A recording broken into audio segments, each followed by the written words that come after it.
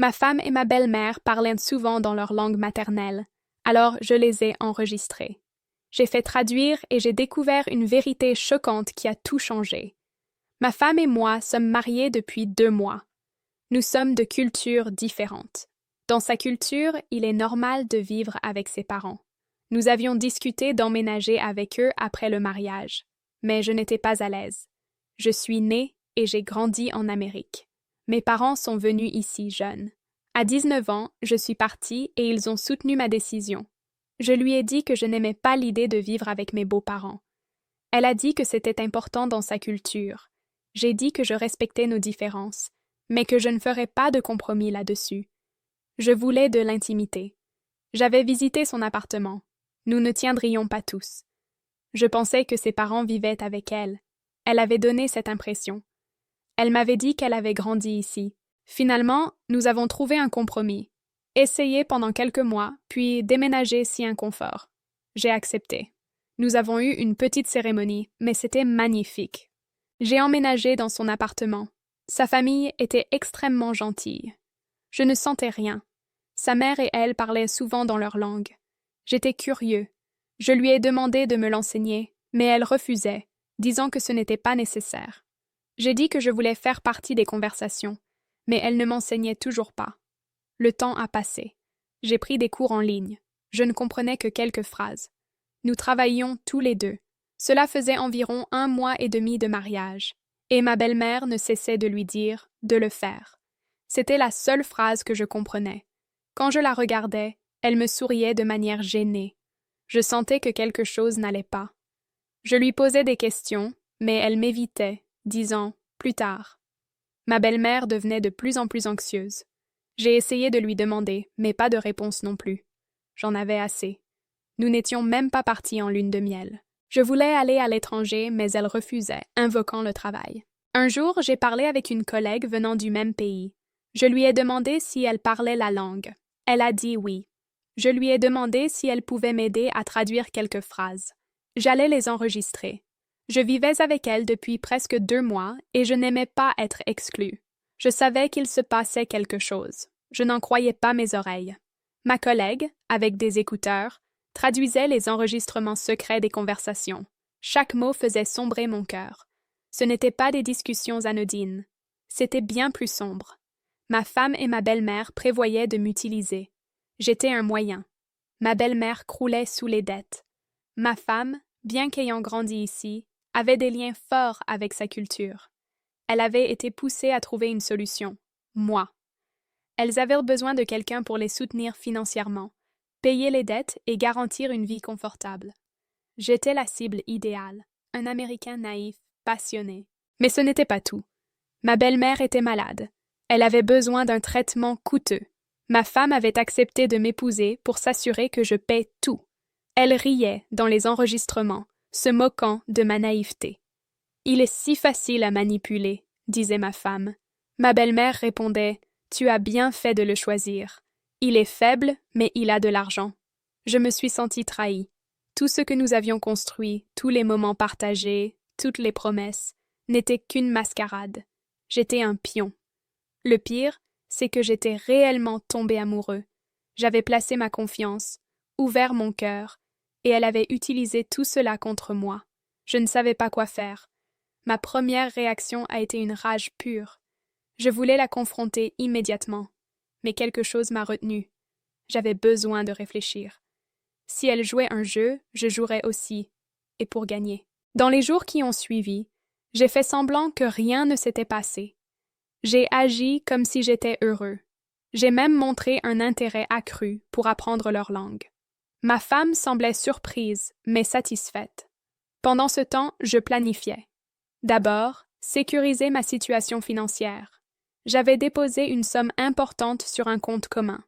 Lentement, j'ai transféré l'argent vers mon compte personnel, inventant des excuses.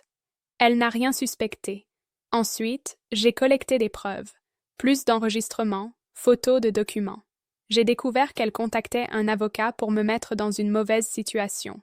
Elle avait aussi un compte bancaire secret. Avec le temps, j'avais tout. Une nuit, après le dîner, je me suis assis avec elle. « Il faut qu'on parle. ai-je dit.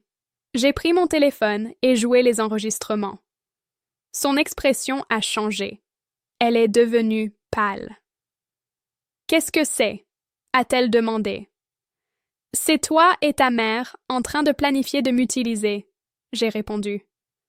Je sais tout, les dettes, la maladie, le mariage pour l'argent. Elle a tenté de nier. Ça ne sert à rien. J'ai des preuves, enregistrements, documents, photos. Je sais pour ton compte secret. Elle a commencé à pleurer. Je n'ai pas été émue. Tu m'as trahi. Tu as utilisé mon amour. Maintenant tu vas payer. J'ai dit que j'avais consulté un avocat, que j'étais prêt à aller en justice. Elle ne recevrait pas un centime. J'allais tout exposer. Elle a supplié, disant être désespérée. Je ne voulais plus entendre. Dans les jours suivants, j'ai déménagé à l'hôtel et entamé le divorce. Mon avocat m'a protégée. J'ai coupé tout contact. J'ai révélé la vérité à nos amis. C'était difficile, mais la bonne décision. Je m'étais libérée. Aujourd'hui, je vois cela comme une leçon. J'ai appris à faire confiance à mes instincts. Peu importe la douleur, on peut se relever. Je la regardais sangloter, essayant de dire que tout était un malentendu. Je ne ressentais que du mépris. « Tu m'as trahi, » dis-je fermement. Je ne l'oublierai jamais, mais maintenant c'est mon tour. Ce soir-là, avant de nous coucher, elle a tenté de se rapprocher. Je l'ai repoussée d'un regard. « Ne me touche pas, » ai-je murmuré. Nous avons dormi dans le même lit, mais pour la dernière fois. Le lendemain, j'ai appelé mon avocat. J'ai bloqué les comptes. J'ai transféré les biens. J'ai continué à faire semblant pendant des jours, ajoutant de la fausse affection. Elle a commencé à croire que je pourrais pardonner. Une semaine plus tard, j'ai pris du temps. J'ai rassemblé les documents. J'ai engagé des enquêteurs. Puis je suis rentrée tôt avec les papiers. Elle était sur le canapé. « Nous devons parler », ai-je dit en jetant les papiers sur la table. Elle a regardé, confuse, puis a compris. Elle a tremblé.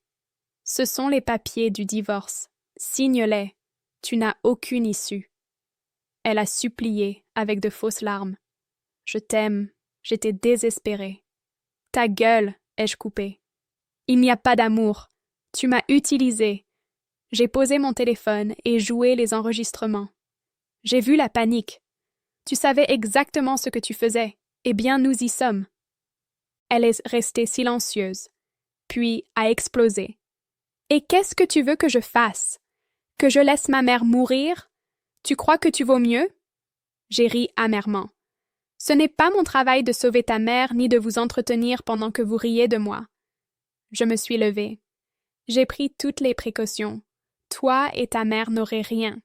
Tu as jusqu'à la fin de la semaine pour quitter l'appartement. Il est à mon nom, et tous nos proches sauront. Ce soir-là, j'ai fait mes valises pour l'hôtel. Elle a appelé des dizaines de fois. J'ai bloqué. J'ai finalisé le divorce. Avec mes preuves, elle ne pouvait rien contester. J'ai publié les enregistrements de façon anonyme. Les réactions ont été dévastatrices. Leurs amis se sont éloignés. Elles se sont retrouvées seules. Sa mère a dû vendre pour rembourser. Mon ex a tout essayé, mais les dégâts étaient faits. Plus personne ne leur faisait confiance. Quant à moi, j'ai recommencé à zéro. J'ai déménagé, acheté un nouvel appartement. Pour la première fois depuis des mois, j'ai ressenti la paix. En y repensant, la plus grande vengeance a été de reprendre ma vie et de les laisser sombrer dans leur chaos. Elles ont essayé de me détruire, mais ont été détruites par leur choix. Et moi, j'ai avancé, plus fort que jamais.